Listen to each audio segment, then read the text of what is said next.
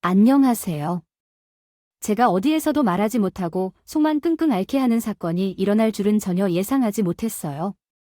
검은 머리를 한 짐승을 만나게 된 사건이 있었는데 그 후로 구독자 여러분을 찾아뵙게 되었습니다. 지금 생각해도 그 어떤 누구에게 일어나서는 안 되는 사건이 제게 찾아올 줄은 상상도 못했어요. 아무래도 제가 전생에는 제 나라마저 팔아먹으려고 한 적이 있었나 봐요. 다행히도 나라를 팔기 직전에 마음을 바꿨는데 결국에는 매우 상쾌한 복수를 이루었기 때문에 구독자 여러분께 제 이야기를 풀어드릴 수 있을 것 같아요. 많이 궁금해하실 텐데요. 그건 여기서 접어두고 제 이야기를 본격적으로 시작해보도록 하겠습니다. 저는 소규모 회사에서 정규직이나 계약직도 아닌 일하고 있던 사원이었습니다. 이 사원은 대학을 졸업하지 않았고 전문대에 입학했다가 중퇴한 적이 있어서 제로 갈 수 있는 직장이 많지 않았습니다. 우연한 기회로 계약직으로 일하게 되었는데 이때 현실을 뼈저리게 느끼며 출퇴근을 하고 있었습니다. 다니던 회사는 작은 개인 출판사나 다를 바 없는 곳이었는데 생긴 지 얼마 되지 않았고 직원도 몇 명뿐이었습니다. 사장 또한 매우 젊은데 저희 회사는 무명 작가들을 발굴하여 책을 내거나 잡지 일을 수주해 출판을 하기도 하며 회사 사무 쪽 업무도 맡고 있는 그런 회사였습니다. 계약직로 입사했기 때문에 일정 기간을 채우면 연장 여부를 검토하게 됩니다. 아닙니다. 쫓겨나야 하는 사원이었지만 제 첫 직장이었고 애정을 가지고 있습니다. 다른 사람들보다 열심히 노력할수록 그만큼 기회가 주어지겠지만 태어나서 처음으로 모든 열정을 다 쏟아부었던 것 같아요. 우리 회사 사장님은 절다고 하셨던데 회사를 만든 것은 사장님과 사장님의 친구 둘이서 할 일이 없어서 그냥 한번 차려보자고 만든 회사라고 합니다. 그래서 제가 입사하기 전에는 회사가 제대로 규율도 없고 복지도 없어서 꽤나 어려웠다고 합니다. 몇 안 되는 직원들끼리 합심해서 회사가 굴러갈 수 있는 정도로 성장시켰고 집에는 돈이 좀 많았던 사장님과 사장님의 친구인 이사 둘이서 투자에 열심했다고 해요. 투자를 하면서 언젠가는 안정적인 회사가 될 것이라는 강한 의지를 갖고 있습니다. 시작한 일이라고 하더라도 둘이서 이사인 사장이 하는 것을 보면 솔직히 조금 웃긴가 했지만 계약직 사원을 대놓고 비웃을 수 없어요. 그런데 제 회사 생활에 한 가지 변화가 생기기 시작했는데 가늘고 길게 오래 일하고 싶었던 제 마음과는 달리 이사가 자꾸 제게 관심을 표현하더라고요. 처음에는 커피 한 잔 사주는 것으로 시작해서 일하다가 갑자기 디저트를 보내기도 하고 퇴근길에 꽃 선물을 주기도 했어요. 저는 그런 관심이 부담스럽고 싫었어요. 저는 직원이었다는 그대로 직장에서 쫓겨나게 될 것 같다는 생각에 싫다고 말도 못하고 그렇다고 좋다고 말도 못하며 그냥 어물쩡하게 넘어가고 있었는데 이사가 저한테 그러더라고요. 민정 씨는 나한테 관심이? 미국에서 유학도 하고 온 사람이자 집안이 빵빵해서 인기 많은데 자꾸 튕기지 말고 나와 연애하자. 나와 연애하면 내가 우리 회사에서 계약직이 아닌 정규직으로 고용되도록 시켜줄 거야. 내가 태어나서 민정 씨처럼 마음에 드는 사람을 만나지 못한 것 같아. 아, 제발 나랑 연애해 줄래? 처음에는 당연히 대가성으로 만나게 되는 것 같은 느낌이 들어서 싫다고 거절했고 최대한 피해 다니면서 숨겼지만 끈질기고 끈끈한 사람인 것 같아. 결국에는 저를 찾아내서 본인이 하고 싶은 말을 다 했어요. 그런 시간이 3개월 넘도록 지속되었고 저도 어느 정도 포기하고 이사를 가자 찾아왔고 본인의 마음을 어필하려는 것을 그냥 두고 지켜보고 있었어요. 그러나 이상하게도 하루 이틀이 지나도록 전화가 없어서 왜 불안하냐고 생각하게 되었어요. 관심 표현하는 것을 넘어서서 서운한 마음까지 가지고 뭘 하는지 궁금해졌어요. 10번 찍어서도 넘어가지 않는 나무가 없다더니 저도 모르게 그 마음에 스며들고 있었던 것이었어요. 결국에는 저도 마음을 열게 되었습니다.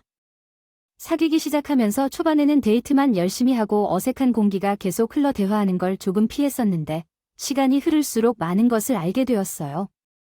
남자친구는 제가 생각한 것보다 훨씬 더 잘 사는 집안의 아들이었어요. 외동 아들이면서 집도 연예인들이 많이 사는 청담동에 있었고 강남에서 자란 도련님이었어요.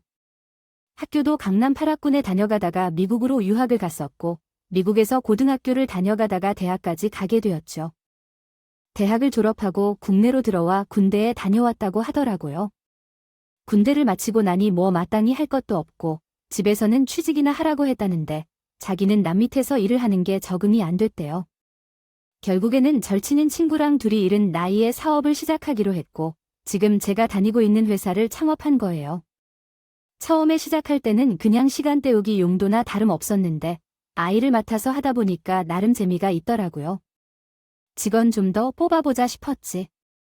그렇게 다른 회사 일도 맡아서 사업도 맡아보고 잡지도 출간해보니까 꽤 돈도 되고 재밌더라고요. 그래서 지금은 규모가 좀 커졌지. 친구가 사업 쪽에는 눈이 좀 밝은 편이라 다행이지. 아, 나 혼자 했으면 이 정도까지 키우진 못했을 거야.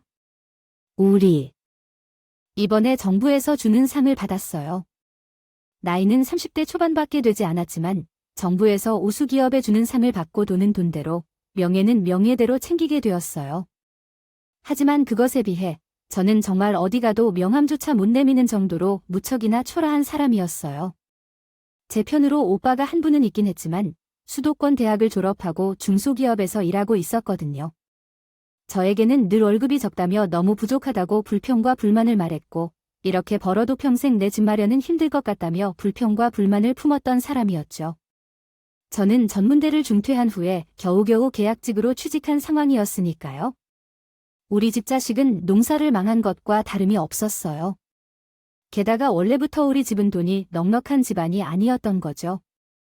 아니었기 때문에 외제차를 끌고 아니고 지갑이 두꺼웠던 남자친구와 비교가 되었어요.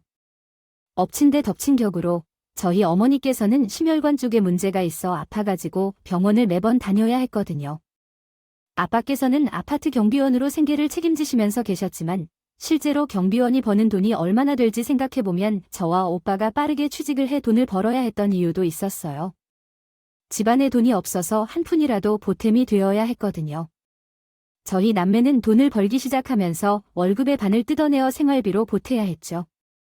엄마께서 몸이 매우 취약하고 건강하지 않으셔서 병원비와 약값에 많이 소모되었고 등골이 쉰다는 소리가 절로 나오는 상황이었어요. 거기다가 심혈관 쪽에서 더 추가로 아파가지고 병원비를 내야만 했던 것이죠. 질환이 있어서 웬만한 병원비보다 훨씬 더 많아졌어요. 검사해야 하는 부분이 많았기 때문이죠. 하지만 우리 가족은 그런 상황에서도 긍정적으로 살려고 많이 노력했어요. 가족끼리 더 끈끈하게 의지하면서 함께 살자는 마음가짐으로 아픈 어머니를 중심으로 뭉쳐 있었죠. 우리 어머니께서 몸이 좋지 않으시고 원래 허약 체질이라서 자주 쓰러지시는 일이 있었어요. 제가 남자친구와 데이트를 하러 나간 사이에도 한 번 쓰러지신 적이 있었거든요. 그때 연락을 받고 너무 놀라서 남자친구 차를 타고 응급실로 향했던 적이 있어요. 엄마께서 몸이 좋지 않으신데 장을 보러 나가셨다가 길에서 쓰러지시게 되어서 구급차를 타고 급하게 갔던 적이 있어요. 응급실로 이송된 환자분은 계속해서 검사를 받고 계시며 현재 물치료도 받고 있는 것으로 보입니다. 그러나 이대로 두면 괜찮을까요? 이미 혈관이 무너질 정도로 손해를 본 상황에서 이전 병원에서 필요한 것은 수술이라고 언급했을 가능성이 높습니다. 혈관 시술이나 수술, 어떤 것이든 빠르게 진행하는 것이 좋습니다. 현재 환자분의 체력이 쇠약해 보이고 수술이 먼저 시행되어야 한다고 판단되는데요. 대신 수술을 미루면 안 된다는 경고도 있습니다. 그러나 우리 가정의 상황을 감안할 때 현재의 의료비가 부담스럽기도 합니다. 수술비는 어디서 나올지도 모르겠는데 일부러 그 금액 결제를 말하기에는 남자친구 앞에서 부끄러운 일이기도 합니다. 말을 돌려 생각해 보겠다고 하고 지갑을 꺼냈어요. 그런데 사람이 참 치질하고 구차는 게 지갑을 꺼낸 순간 월급날이 얼마 안 남아 있어서 통장의 잔고가 텁텁히 비어 있음을 생각했어요. 소비 습관을 길러야 했기 때문에 신용카드를 만들지 않아서 무조건 체크카드나 현금으로 계산해야 했는데 돈이 남아있는지 모르겠어요.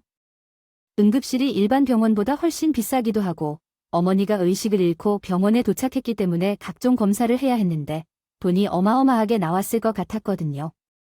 갑자기 눈앞이 캄캄해지는 느낌처럼 답답한데 부족하다는 경고가 떠오르면 너무 창피할 것 같았어요. 친구한테 자리를 좀 비켜달라고 말하고 병원에 사정을 해야 할지 고민을 하고 있었어요. 고민을 한다 해도 제가 원무과 앞에서 우뚝 서서 멍하니 있었다는 사실조차 까먹을 정도로 멘탈이 아주 탈탈 털리는데 그 순간 남자친구가 저를 보면서 슬며시 쉬더니 본인 지갑에서 글쎄 까만색 카드를 하나 내더라고요. 병원비는 이 카드로 계산해 주세요. 일시불로 해도 돼요? 아니에요. 내가 내려고 했어요. 우리 엄마 병원비 당연히 내가 내야죠. 괜찮아, 괜찮아. 이 정도는 내가 너한테 해주고 싶어서. 그래, 우리 사회가 남도 아닌데 당연히 이 정도는 내가 해줘야 하는 거 아니야? 아, 고마워요. 그런데 이제 곧 월급이 들어오니까 월급날 되면 갚을게. 우리 엄마. 병원비는 괜찮으니까 왜 그래요? 곧 장모님이 될 만한 정도에서도 내가 당연히 해드릴 수 있는 것인데 아니에요? 이렇게 성구를 던지면서 나를 서게 만들면 내가 더 서둘러 너 스레를 떨며 괜히 민망해할까봐 남자가 아닌데 왜 그랬냐고 조금 질책하는 것은 하는데 정말 고마웠어요. 그 순간만큼은 병원 소리가 전혀 들리지도 하지 않고 남들이 보이지 않고 남자친구 뒤에서 빛나는 것 같은 착각까지도 들었어요. 이것도 아니고 제가 힘이 될 때 나를 위해 돈을 아끼지 않는 모습을 보여주고 그것을 당연하게 생각한 사람이어서요.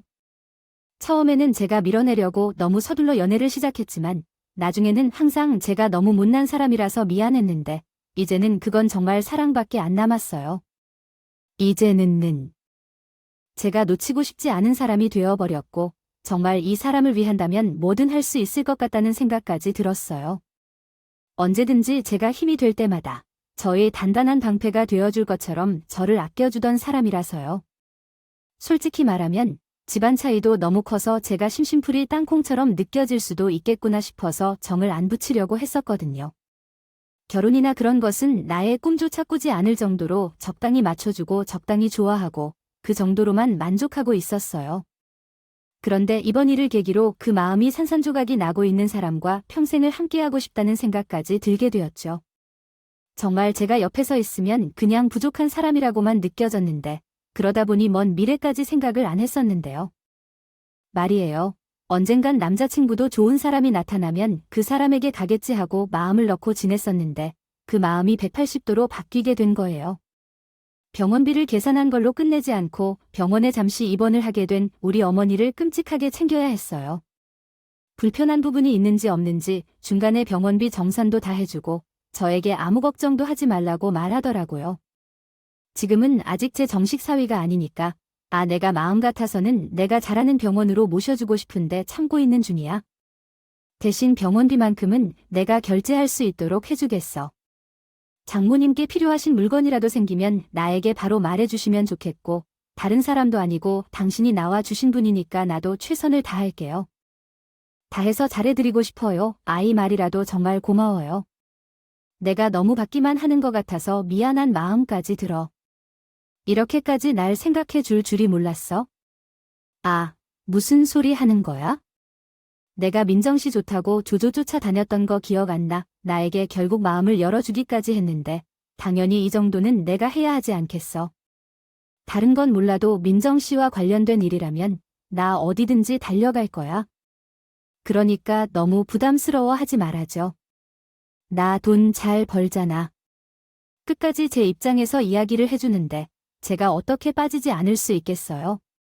전 남자친구에게 모든 걸 다 주어도 아깝지 않을 마음이 생겼어요.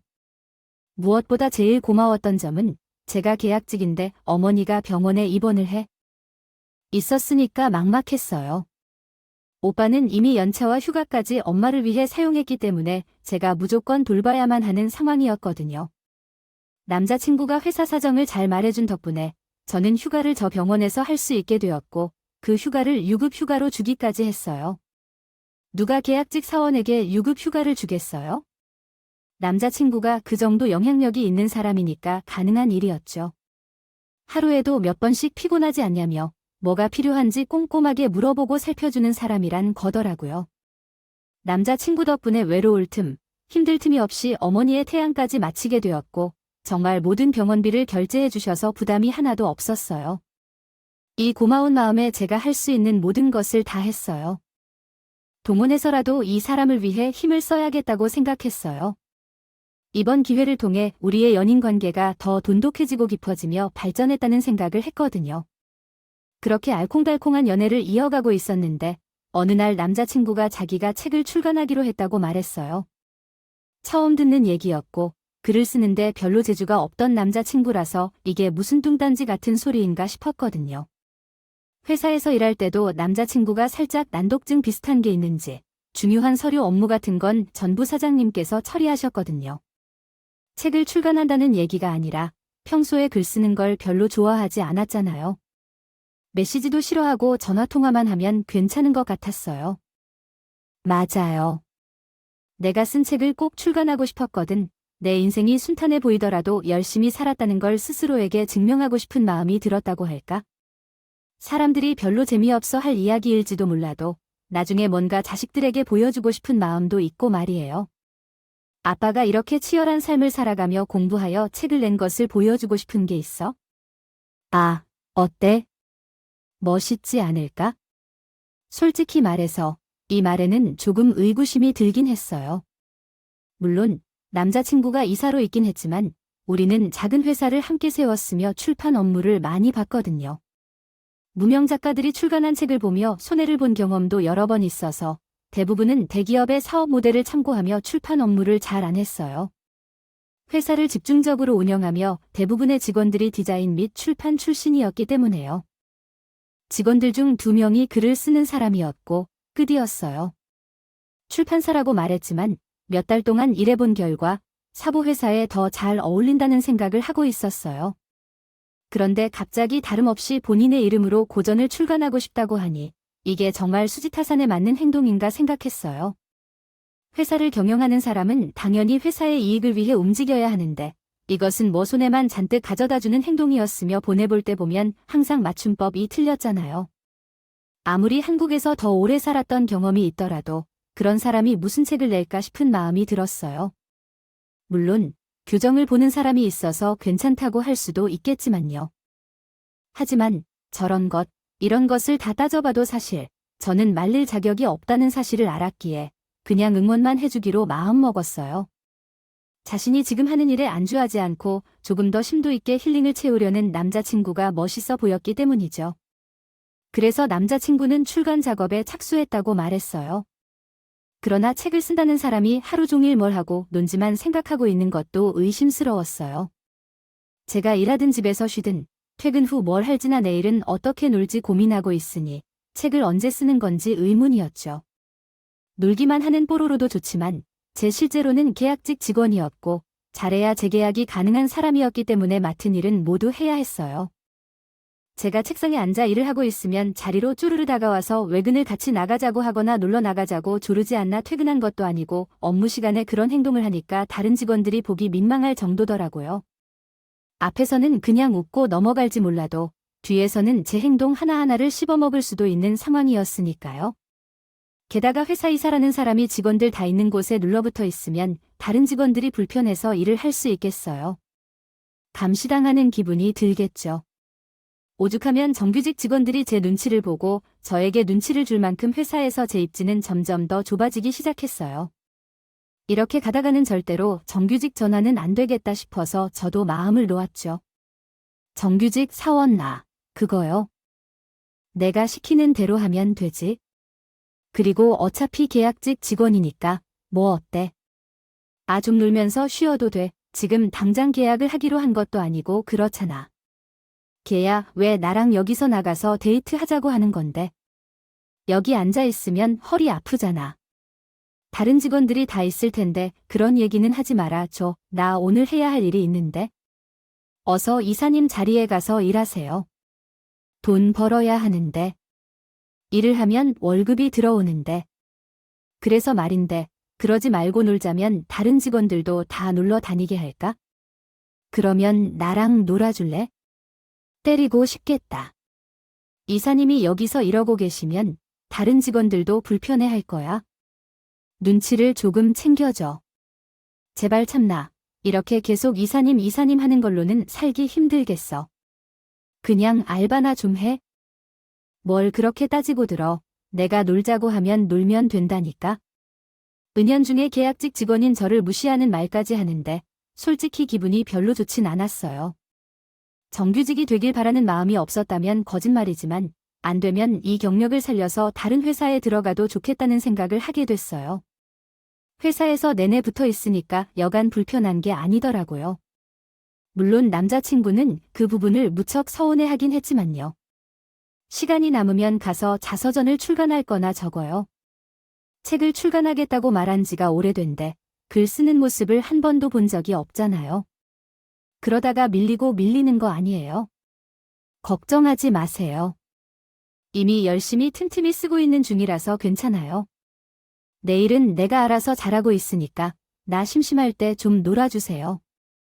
그래서 남자친구는 집에서 계속 집필을 하고 있다고 말했기 때문에 저는 그런 남자친구를 믿었어요. 그러던 어느 날 남자친구가 저에게 슬쩍 물어봤어요. 그들 왜 장모님이 병원에 실려가셨을 때 시술로는 더 이상 버티기 힘들다고 수술을 해야 한다고 말하지 않았었어? 맞아. 저희 엄마가 평소에 몸도 약하시고 심장 쪽에도 문제가 있어서 무리를 하시면 안 된다는데요. 아마 심장혈관 수술을 하라는 이야기였을 거예요. 그러나 그 수술비가 한두 푼 하는 것이 아니라 정말 몇천만 원 수준으로 들어가거든요. 입원 비용도 생각해야지. 약값도 생각해야 하지. 아, 돈 좀 더 모아야 해요. 수술비를 모을 수 있는 건 맞아. 계약직이라 월급도 별로 안 될 거고 생활비로 나가는 돈도 만만치 않지 않나요? 않다면서도 그래도 어떻게 할지 결정해야 해요. 몇 년 안에 수술을 받을 필요가 있을지도 생각해 보아야 해요. 그때까지 마가 잘 버티면 좋을 텐데 갑자기 어려운 상황이 찾아왔어요. 그 큰 돈이 어디서 갑자기 뚝 떨어질지 모르죠. 오빠와 나는 사실 사회초년생이거나 비슷한 위치였고 아버지가 경비를 맡고 계실지 몰라도 그 일은 어려울 때 돈을 벌 수 있는 것은 아니었어요. 현실이 갑자기 막막하게 느껴져 우울함이 저를 지배하고 있어요. 남자친구가 어깨를 톡 쳐주면서 금방 해결될 걸, 우린 함께 버틸 거야 하더라고요. 지금 장모님의 상태가 위기난 건 아닌 거야? 몇 년 버텨낼 건지는 어렵게 예측할 수밖에 없어요. 요즘이면 더 자주 어려워 보이는 것 같아서요. 안전상의 이유로 위 문장을 복사해서 전체를 고칠 수 없습니다. 하지만 일부분을 새롭게 작성해 드리겠습니다. 위험한 상황이라서 조심해야 해요. 그런 일이 여태까지 몇 번이나 있었고요. 길에서 쓰러지면 정말 위험하거든요. 그래서 그냥 두면 안 되죠. 장모님의 수술을 하자. 수술하면 우리 민정 씨도 미소 짓게 될 거예요. 결혼을 할 때 내가 잘하는 병원이 많아서 예약도 다 제가 알아서 해주고 저의 친구 중에 의사도 많아서 아무 걱정하지 말고 다 제가 맡겨줄게요. 지난번에 병원비도 다 처리해줬는데 또 어떤 도움을 줄까요? 그리고 그 돈은 언제 갚을 수 있을지 모르는데 손해를 보지 않게끔 해주세요. 민정 씨가 제게 와주시면 손해를 보지 않을 거예요. 결혼하게 되면 그 돈은 갚지 않아도 되는 거고 아이가 얼마나 좋은지 친구들에게도 이미 물어봤어요. 스대학 병원에서 수술하는 것이 장비도 좋고 권위가 있는데 다 제가 알아서 해줄 테니까 멀어지지는 말고 대신 시간이 조금 걸린다면 괜찮아요. 처음에는 그냥 허세로 한다고요. 말이겠죠 싶어서 물어보지도 않았고 저도 그냥 웃어 넘겼어요. 아무리 돈이 많다고 해도 수술비가 한두 푼도 아니고 몇천씩이나 들어가고 수술 후에도 들어가야 할 돈이 태평 같은데 누가 가족도 아니고 여자친구를 위해 그 큰 돈을 쓰겠어요? 그렇게 궁금해하지도 않고 한 달이라는 시간이 지났을 때 남자친구가 대뜸 조에게 수술 날짜를 잡았다고 하더라고요. 장모님의 수술 날짜를 잡았으니까 이제는 아무 걱정하지 말고 스스로의 경과만 좋기를 기도하면 되겠다. 내가 정말 백방으로 알아본 거 알지? 친구들이 도대체 누구길래 이렇게까지 신경을 쓰냐고 물어보더라. 아, 그래서 우리 장모님이 했지. 아니, 수술 날짜를 잡았다고. 아니, 어디 병원에서 갑자기 수술이라니. 벙벙해요. 당연한 것은 국내에서 가장 유명한 대학 병원이라는 사실입니다. 그래서 예약 대기를 뚫고 들어가느라 손과 발이 되게 빌었다는 그 말에는 입을 벌리지 않을 수 없었어요. 그 병원은 저희가 심장검사라도 한번 받아보고 싶어서 교수님 진료를 받기 위해 몇 개월 동안 대기를 한 곳이었거든요. 몇 개월 동안 기다렸음에도 불구하고 예약 환자로 꽉 차 있어서 비어있는 시간이 없다고 거절당했던 곳이었어요. 그런 곳에서 남자친구가 뒷공작을 해서 수술 날짜를 바로 잡았다고 하니 정말 대단한 사람이 있다는 생각이 들었어요. 친구가 대학 병원에서 일을 하고 있어서 손쉽게 처리할 수 있었고 병원비도 신경 쓸 필요 없다고 했어요. 내가 다 부담할 테니 돈 걱정은 하지 말라고 알려줬거든요. 수술비 걱정도 하지 말라고 했어요. 우리 아가의 수술 날짜가 빨라서 더는 긴장할 틈도 없이 친정 어머니가 수술대에 오르게 되었어요. 온 가족 모두가 소망하던 일이 실현되어 눈물이 샘솟았고 수술 중인 어머니의 모습을 보며 정말 꿈만 같이 느껴졌어요. 그리고 오랜 시간이 걸친 수술이 끝나고 어머니는 VIP 병실의 넓은 1인실에서 회복하게 되었어요. 들었던 얘기로는 우리 딸을 만나러 오는 사람으로 소문났네요. 우리 가족을 위해 이렇게 큰 결심을 해주셔서 정말 감사해요. 이걸 어떻게 갚아야 할지 모르겠어요. 앞으로도 우리 딸을 많이 생각할게요. 사랑해 주게나. 아, 제가 장인님이라고 불러도 괜찮으실까요? 당연히 자식된 도리로 이런 일은 해드릴 수 있다고 생각합니다. 아, 너무 저자대로 나오지 마세요. 그래도 장인님도 많이 힘드셨을 텐데 이제는 회복만 생각하시고 옆에서 의지가 될 수 있게 힘이 되어주세요. 말도 어쩐 그리 청산유수로 자라는지 책을 출간하겠다고 하더니만 그럴 만한 이유가 있구나 싶었죠. 저희 오빠도 남자친구에게 고다면서 악수를 청하는데 전 정말로 남자친구에게 아니고 쓸개고 다 빼줄 것처럼 고마워했어요. 그런데 모든 것이 저의 족쇄가 될 줄 누가 알았겠어요? 어느 날 남자친구가 저에게 부탁을 할 것이 있다면서 조심스럽게 말하더라고요. 무슨 부탁이라 저렇게요? 목소리까지 낮추며 이야기를 하고 싶었던데 본인의 집에 저를 소개해주고 싶다고 말하더라고요. 전 솔직히 남자친구에게 푹 빠져 있었고 결혼하고 싶다는 생각을 하고 있었으니까 당연히 좋다고 말했죠. 저희 관계에 한 발 더 나아가는 계기가 될 수 있을 것 같았고 그래서 저에게는 예비시댁이나 다름없는 남자친구의 집에 인사를 드리러 갔는데 역시나 저를 탐탁지 않게 하시더라고요. 집도 얼마나 투덜거리는지 마당이 달린 단독주택이었는데 입이 벌어지더라고요. 마당에 잔디가 오차 없이 정리되어 있었거든요. 우리 아들이랑 꽤 만났다는 이야기는 들었는데 궁금해서 한번 데리고 오라고 하긴 했어요. 그래서 어디서 나온 학교고 어떤 직업을 가지고 있나요? 아들 회사에서 일한다고 했고 뭐 하든 돈이 좀 있고 저희 집안은 좀 괜찮은 편인데요. 궁금한 게 많아서 불편한 건 아니에요? 아닙니다. 평범하게 수유대학을 졸업했고 대학은 전문대학 다니다가 사정이 있어서 중퇴를 했어요. 어머니께서 많이 아프셔서 병원비와 약값을 대느라 모아둔 돈은 별로 없고 집안 형편도 비슷합니다. 조금 포장을 했어야 했나 싶었지만 어차피 들통날 거 전부 다 솔직하게 말을 했더니 예비 시어머니의 얼굴이 점점 썩어 들어가는 게 보이더라고요. 예비 시어머니는 명문대 교수로 일을 하고 있었는데 일하는 게 힘에 부쳐서 퇴직을 앞두고 계신 분이셨어요. 퇴직을 하고 나면 예비 아버지와 함께 그동안 모은 돈으로 세계 여행을 다닐 거라고 하셨으니 노후 준비도 다 되어 있으실 거죠. 우리 집을 봤을 때 결정하겠지만 우리는 이미 노후 준비까지 마치고 계획까지 다 세워놓은 상태예요. 그런데 아가씨네 집안은 그런 준비가 됐는지 모르겠네. 우리 집안 사정을 하나하나 다 알아야겠다는 심부름인지 부모님께서 노후까지 다 물어보시는데 솔직히 무슨 대답을 해야 할지 모르겠더라고요. 말을 하면 할수록 고개를 숙이게 되고 제가 점점 더 작아지는 기분이 들어서 어지러워지기까지 하고 준우가 팍팍 들었죠. 예비 시어머니도 그걸 눈치챈 건지 갑자기 제 정적인 면이라도 하나 알아야겠지. 뭘 잘하냐고 물어보시더라고요. 근데 순간 말문이 톡 막히더라고요. 나이를 많이 먹은 건 아니었지만 20대 후반이 되도록 제가 뭘 잘하는지 모르고 살았거든요. 그나마 제가 잘하는 건 아픈 엄마를 대신해서 도맡아 했던 집안 살림뿐이었어요.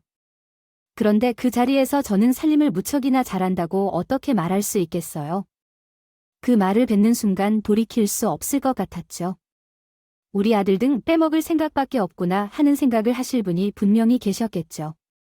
가뜩이나 점수 하나 못 봤는데 여기서 더 마이너스 만들고 싶은 생각은 없었으니까 저는 돌려 말을 했어요. 제가 손맛이 있는 편인지 요리는 정말 잘하고요. 그 외에 다른 일들도 배우면 배울수록 잘하는 편입니다. 또한 눈치도 꽤 좋아요. 빠르고 사람은 살면서 맛있고 배부르게 먹는 게 중요한 것 같긴 하지만 열심히 일한다고 할 때는 행복합니다. 처음엔 제게 대한 칭찬이라고 생각했지만 알고 보니 노예의 계약을 한 것과 다름없는 말이었네요. 그때부터 미션이 주어졌어요. 예비 시어머니가 뜬금없이 문자 메시지로 오늘은 이상하게 갈비집이 먹고 싶네라고 하면 달려가 밥을 사는 미션입니다.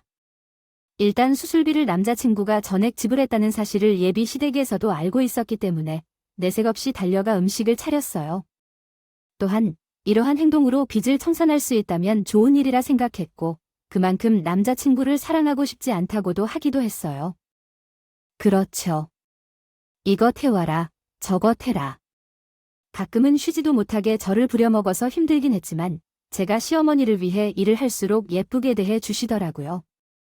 처음에는 대고 쉬어도 제가 군소리 없이 일을 하니까 말도 편하게 하시고 예쁘다, 예쁘다 해주셨어요. 그래, 내가 인정하자니 손맛이 정말 기가 막혀 아유. 갈비가 어쩜 이런지 부드럽고 맛이 좋잖아. 입에서 사이 쏘는데 누가 너야? 내가 투자를 하려니까 회사 그만두고 반찬 가게나 식당 같은 거 차리시라는 말씀이세요? 내가 이렇게 빨리야 하는 사람은 아닌데 너무 맛있어서 그래서 맛있게 드셔주셔서 감사합니다. 또 드시고 싶은 게 생기시면 언제든지 말해주세요. 제가 해드릴 수 있는 건 다 해드릴게요. 드릴게요. 그래. 너 혹시 김장 김치 같은 것도 만들 줄 알고 있니? 그래서 우리 집에 계시는 아주머니가 일을 해주시는데 음식이 별로라서 김장 김치 한 번 담으면 수개월 동안 밥상에 올라오는 반찬이라고. 솔직히 김장 김치는 너무나도 피곤한 일이라서 할 줄 모른다고 거짓말을 하고 싶었어. 예비 시어머니가 해주더라고. 내가 주변 친구들에게 아직도 손맛이 기가 막히다고 자랑 좀 해두었어. 집에 놀러오는 사람들에게 너가 만든 김치를 자랑하고 싶어서 그래. 그 말을 듣고 나서 어떻게 거절을 할 수 있겠어? 시어머니가 재료를 다 준비해 놓았다고 내가 잡히게 나를 잡아서 오라고 하셔서 꼼짝없이 붙잡혀서 김장을 했어. 그 후로도 집에 손님이 오기로 했다고 해? 하시면서 저에게 음식을 만들어 대접해 달라는 이야기를 종종 하셨어요. 근데 소리 없이 집안일을 도와드렸는데 하루는 제가 어머니 병원에 가야 하는 날이었는데 상을 좀 봐달라고 하셨더라고요. 그날은 오빠도 출장을 가서 지방에 있었고 아버지께서는 주간 근무를 하시는 날이라서 12시간 동안 종일 일을 하셔야 했거든요. 유일하게 시간이 되는 사람은 저뿐이라서 제가 무조건 모시고 가야 했는데 꼭 제가 필요하다고 당장 집으로 와달라고 하셨더라고요. 오늘은 엄마께서 아프셔서 병원에 가봐야 하는 날이라서 미리 예약을 해둔 거라서 오늘 빠지면 안 될 것 같아요. 왜 아직도 아프시니? 일하기 싫어서 거짓말하는 건 아니고 수술 차일 됐다고 들었는데. 그것도 다 우리 아들 돈으로 한. 그러잖아. 너가 언제 이러한 일을 할 수 있느냐고 물어볼 건데 그것도 모두 우리 아들의 돈을 쓰지 않으면서 지금부터 내게가나 못할 것 같다는 거야? 갑자기 뽀록뽀록 하시면서 이야기하는데 기분이 묘하더라고요. 어쩔 수 없이 엄마를 병원에 모셔가고 돌아온 후에 상을 차리겠다고 했어요. 굳이 하지 않아도 되는 일인데 가스라이팅을 당한 나는 무조건 내 손으로 하는 게 필요하다고 생각하게 되었어요. 결혼을 하기 전부터 예비 시부모 집에서 노예처럼 살아야 했고 남자친구는 책 출판 때문에 바쁘게 되었어요. 시간이 흐르고 있고 상황이 좋지 않아 보였던 나의 계약직 일도 끝났어요. 당연히 제가 한 일이 별로 없었고 직원들의 불만도 있어서 저는 정규직은커녕 재계약도 못했어요. 남자친구의 출간 작업도 마무리되었고 시간 여유로워져서 남자친구랑 더 자주 만나게 되었어요. 마지막 작업까지 다 끝나고 남자친구의 자서전이 시중에 판매되기 시작했거든요. 정말 그런 책이 팔릴까 나무에게 미안해하는 건 아닐까 고민했는데 그만큼 책이 팔리길래 신기했어요. 그렇게 바쁜 일이 지나고 데이트를 하려고 남자친구를 만났는데 남자친구가 어디 갈 곳이 있다고 했어요. 어디 갈 거야? 물어보니까 예비 시어머니의 퇴직 기념 파티가 열린다고 했어요. 오늘 우리 집 마당에서 홈파티를 열기로 한거든요. 어머니부터 시작해서 대학 교수님들까지 다 오기로 했어요. 송별하려고 거기다가 우리 엄마를 모신다는 것이 그 기분이에요. 아이가 거기서도 온다고 하니 뭐야? 엄청 중요한 자리라서 신경 써야 될 거야. 아, 무조건 잘 보여야 하는 자리라니 소음군 줄 생기면 얼마나 좋을까? 안 그래. 데이트를 하기 위해 만난 줄 알았는데 이건 뭐 예비시댁에 가서 상을 또 차리라는 소리였어서 실망감을 감출 수가 없었어. 저녁 시간에 모이기로 했으니까 아직 여유는 있어. 재료도 다 준비되어 있고 시간 맞춰 음식해서 보기 좋게 차려놓으면 돼. 그런데 그 순간 우리 오빠에게 전화가 오는 게 아니겠지? 무슨 일인가 싶어서 받았더니 저희 엄마께서 심장마비로 쓰러졌다는 거라면서 지금 심정이 뛰지 않는다고 울면서 전화했대. 지금 빨리 차 돌려줘. 아니면 나 지금 여기서 좀 내려줘. 얼른 갓길에 차. 우리 집에 가서 음식을 해야 된다니까 갑자기 무슨 말인가. 여기서 차를 세울 때가 있다고 우리 엄마가 아픈다고 해. 지금 심장이 멈춰서 응급실로 가고 있다고 하더라. 급하니까 빨리 엄마 병원에 가야 해요. 내려주세요. 그런 소리 아니야? 너 지금 일하기 싫어서 거짓말 치고 도망가려는 거지? 그러면 안 돼. 평소와 같이 하면 돼. 별로 부담하지 마. 우리 엄마 심장이 멈췄다고 연락이 왔어. 오빠가 구급차에 타고 있는데. 왜 그런 소리를 하니? 제발 진실하게 말해. 너 가봐도 별 할 일도 없잖아. 너 의사도 아니고 연줄도 없는데. 이러다가 우리 집에 다 이야기 해놨는데. 그냥 가서 빨리 음식 준비하는 게 나을 거야? 우리는 점수를 따야겠어요.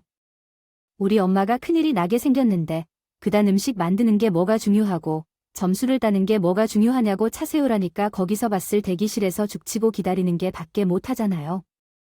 아, 그럴 바에는 우리 집에서 기다리는 게 낫지 않을까요? 음식을 하다 보면 집중도 되고, 너도 잡생각하지 않으니 편할 거예요. 그러면서 콧노래까지 부르면서 운전을 하는데 제가 옆에서 울고 불고 난리를 쳐도 차를 세우지 않더라고요. 발을 동구르면서 내려달라고 애원을 했음에도 남자친구는 차를 예비 시대까지 몰아갔고 제 팔을 잡고는 예비 시어머니로 들어갔어요. 예비 시어머니는 저를 보자마자 기다렸다는 듯이 앞치마를 던져주며 음식하라고 하더니 본인은 손님을 맞이했어요. 준비를 위해 미용실에 가는 중이라고 말하더라도 남자친구는 마당을 고치고 있겠다고 도망갈 생각하지 말라고 조언했는데 정말 기가 막혀 말이 안 나왔어요. 약 30분 정도 가만히 서서 생각만 했던 것 같아요. 날이 밝아서 이대로는 결코 괜찮지 않다고 느꼈어요. 예비시 어머니가 미용실에 가고 남자친구는 집을 꾸미러 분주한 사이 저는 계획을 세우고 차근차근 움직이기 시작했어요. 정확히 1시간 반 뒤에 손님들이 도착했고 제게 와서 음식을 내라며 마당에 있겠다고 하더라고요. 어떤 사람을 집에서 노예 삼을 건지 종을 부려도 이 정도로는 할 수 없다는 생각이 들었어요. 음식을 들고 나와라는 말에 대답해주고 전 준비해온 복수를 그대로 실천했습니다. 마당으로 나가자마자 손님들이 저를 보며 한마디씩 하더라고요. 어이, 아가씨가 그렇게 입에 치밀게 말할 정도로 음식 솜씨가 좋다고 했던 그 아가씨지. 생긴 것만 봐도 음식을 잘 하는 것 같아요. 그렇죠. 저 아이가 우리 아들에 비하면 한참 모자라지만 또 음식 솜씨 하나 때문에 제가 옆에 두고 지켜보고 있다니까요. 교수님, 음식을 잘 하는 것만큼 복기 있는 것도 없죠. 제가 아주 많이 기대를 하고 왔다고요. 점심까지 굶었다고요. 저는 당당하게 비닐봉지를 턱에 올려두고 가위로 잘라냈어요. 손님들은 이게 뭔가 싶어서 시선을 집중하고 예비 시어머니와 남자친구도 놀란 눈으로 저를 보더라고요. 비닐봉지에서 나온 것은 바로 편의점에서 산 라면과 삼각김밥이에요. 자, 드세요. 이게 제가 여러분들께 대접할 수 있는 최고의 만찬입니다. 음식을 준비했습니다. 약간 정갈하게 차려도 될 것 같은 자리예요. 마음에 드시나요? 오늘 점심, 괴로운 분은 특별히 삼각김밥 2개 드세요. 제가 의논하여 사왔는데 드시지 않아도 괜찮아요. 제가 이게 무슨 짓이냐고요. 여기는 어디죠? 이렇게 미친 짓으로 앉아서 무슨 생각을 하고 있는 거죠? 정신 차리세요. 만일 안 차리면 배가 굶어요. 우리 엄마가 심장마비로 응급실에 실려갔으니 여기서 어떻게 이런 음식을 만들 수 있겠어요? 여기로 끌려왔기 때문에 참아낼 수밖에 없었지만 귀한 음식으로 대접받는 기분은 아니에요. 내가 오늘 중요한 자리라고 말했는데 초라도 쳐도 이런 식으로 떠날 수가 있나요? 저는 못 참겠어요. 이런데 우리 엄마를 보러 가야 한다고 했는데 당장 내려달라고 했지만 무시한 건 너잖아. 당신 애들 같은 사람들이 명예로운 집안이라고 교수로 퇴직하면 나는 정말 그런 인간이 아이들을 어떻게 가르치는 교수가 됐는지 의문이 들어. 너희들은 편의점 삼각김밥보다도 못한 인간들이야? 어떻게 사람이 그런 짓을 할 수가 있어? 다른 사람이 아닌 우리 엄마가 심장마비가 되면 어찌 될까? 어차피 아무것도 할 수 없는 차인데 내가 널 배려하라고 해서 잡생각 말고 요리하라고 데려왔는데. 야, 배려가 참 대단해. 만약 너희 엄마가 심장마비가 된다면 넌 꼭 요리하면서 잡생각을 떨쳐야 해, 알겠어? 이런 놈을 뭘 믿고 결혼까지 생각했는지. 촛불도 가진 거 없는 년을 데려다가 오냐고 해주니까. 이런 식으로 뒤통수를 치고 나에게 당장 우리 아들의 수술비를 대신해달라고 하다가 내놓아. 아, 그래요. 왜 이런 말이 안 나오나 했다. 그 돈은 내가 못 갚을 것 같아. 평생이 걸려도 갚겠어. 대출이라도 받아서 갚을 테니까 걱정 마세요. 손님이고 예비시댁 식구들이고 다 번진 얼굴로 나를 바라보는데 나를 거기서 쐐기를 박았죠. 너 책 낸 거 세금 탈세하고 낸 거 내가 모를 줄 알아? 사장님한테 다 들었어. 너 책 쓴 것도 대리 작가가 썼다며? 대충 대리 작가 두고 너희 집에서 책 싹 사들였다며? 사장님, 출판사가 아주 작은 회사라서 남는 게 또 어마어마하다. 그래서 그 돈으로 증여 안 받고 증여받은 거라고 해요. 라며 그 말이 파장이 컸는지 손님들까지 전부 수근수근 하면서 이야기했습니다. 무슨 소리인지 예비 시어머니에게 물었더니 김 교수는 청룡결벽에 원조를 소문내서 명예롭게 은퇴까지 하면서 지금 자식에게 증여세를 안 내리려고 이런 불법을 저질렀다. 대리자가 아니라 아들이 출판했다고 우리에게도 자랑을 하는데 가라고 세상 말세를 하면서 달세했다는 거야? 이 놈은 맞춤법도 제대로 모르는 놈인데 무슨 책을 쓰나. 내가 이걸 전부 고발할 거야. 명예로운 교수인 나가 명예의 똥칠을 해주겠다. 그 자리에서 알고 있는 모든 사실을 털어놓는 것도 모자라 쫓겨나듯이 그 집에서 나오게 된 후에 예비 시어머니가 강의했던 대학 사이트에 들어가 글을 올렸다. 학생들이 쓰는 게시판에 고발하는 글을 남기고 그 글은 엄청나다. 파장이 일어났어요. 예비 시댁에서는 제게 명예훼손이라며 고소를 하겠다고 난리를 쳤지만 제가 무서울 게 뭐가 있겠어요. 우리 가족도 저가 당한 수모를 그냥 넘기지 않았거든요. 더 다행인 건 엄마가 그날 구급차에서 쉬지 않고 심파소생술을 받은 덕분에 의식을 찾게 되었고 병원에서도 우리 집안 사정을 아니 익명의 후원자와 연결을 해주겠다고 했어요. 2차 수술이 필요하게 되었다면 해당 후원자가 낸 후원금을 우리에게 연결시켜 주겠다는 것이었죠. 정말로 얼마나 감사했는지 세상에 복이 있는 사람이 따로 없더라고요. 예비 시댁에서는 말했던 것처럼 저를 명예를 손상시켜 고발하고 저는 노동 착취를 들먹이며 맞고소를 했어요. 그동안 저를 가정부로 취급하며 학대했던 점에 대한 증거가 휴대폰에 있다. 내가 남아 있었기 때문에 그들이 내가 너에게 수술비를 받았으니까 나는 너를 사랑해서 무이자를 빌려주었으며 예약까지 도와주었다. 그러므로 그것은 내 노동의 대가이고 수술비를 갚지 않아도 된다는 뜻이다. 결국 여자친구의 집 쪽에서는 나를 고소해야 하는 상황이 되었고 수술비도 받지 않겠다고 했다. 또한 엄마의 병원비도 후원금으로 처리되어 오히려 잘된 일이었다. 그리고 나는 남자친구 집안이 익명의 고발자 덕분에 국세청에서 세무조사를 받게 되었고 책을 출간한 것이 의심받았다. 남자친구가 출간한 책을 전부 전 예비 시댁에서 사들인 것이었고 더 웃긴 것은 내 부모님의 회사도 망해버리게 된 것이다. 어쩌면 이렇게 부잣집 증여세를 줄이는 방법으로 가담했던 거란 것이다. 한두 번이 아니었는데 더 대단한 건 아예 종이로 책을 인쇄해서 만들지도 않았다는 거예요. 그냥 돈만 챙기고 있었던 거였죠. 비용을 줄이고 그 돈을 모두 탈취하는 일에 관여하고 있었던 거죠. 뒷공작으로 회사를 운영하고 있었는데 그게 들통나서 망해버린 거예요. 결국 징역살이를 하게 되었다고 들었는데 나쁜 놈들은 죄다 콩밥을 먹어야 맞죠. 앞으로는 정신 좀 차리고 살았으면 좋겠네요. 저는 복수는 이렇게 마무리했고 지금은 엄마가 2차 수술을 앞둔 병세가 호전되기를 바라고 있습니다. 무쪼록 엄마가 건강을 되찾았으면 좋겠고 여러분도 함께 기도해 주셨으면 좋겠습니다. 저도 여러분들의 앞날이 행복만 가득하시길 기도하겠습니다. 제 이야기를 들어주셔서 감사합니다.